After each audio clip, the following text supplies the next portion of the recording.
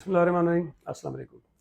आपके इल्म में होगा कि 21 अगस्त को शार फैसल के मकाम पर एक अनफॉर्चुनेट इंसिडेंट हुआ और एक छोटी लड़ाई हो गई, जिसके नतीजे में आजकल एक एफआईआर कटी फिरोज़ाबाद थाने में, जिसमें फ़रहान गनी, कमर अहमद ख़ान, शकील चांडियो और कुछ और लोगों को नॉमिनेट किया गया। उस एफआईआर के कटने के बाद इन तीनों लोगों ने जिनका हमें इल्म था, उन्होंने गिरफ्तारी दे दी है वॉलंटियरली।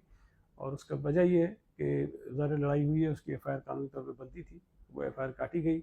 और हमारा ये ख्याल है कि अगर कोई ऐसा इशू हुआ है तो उसको हम बजाय सियासी अंदाज में करने के कानूनी तरीके से उसको हल करें।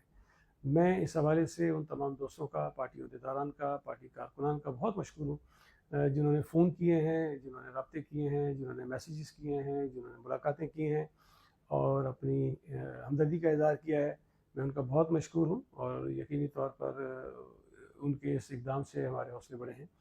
लेकिन मैं ये भी कहना चाहता हूँ कि ये प्योरली एक कानूनी इशू है, उसको हम कानून के तहत उसका सामना करना चाहते हैं, उसका हल करना चाहते हैं। तो हमारे जो कारकुनान थोड़े से जज्बाती हो रहे हैं, मैं उनसे गुजारिश करना चाहता हूँ कि इसमें जज्बाती होने की कोई ज़रूरत नहीं है। मुझे उम्मीद है इंशाअल्लाह ताला बहुत जल्द इस मसले को कानूनी तौर तरीके से हम हल कर लेंगे और ये मसला ख़त्म हो जाएगा।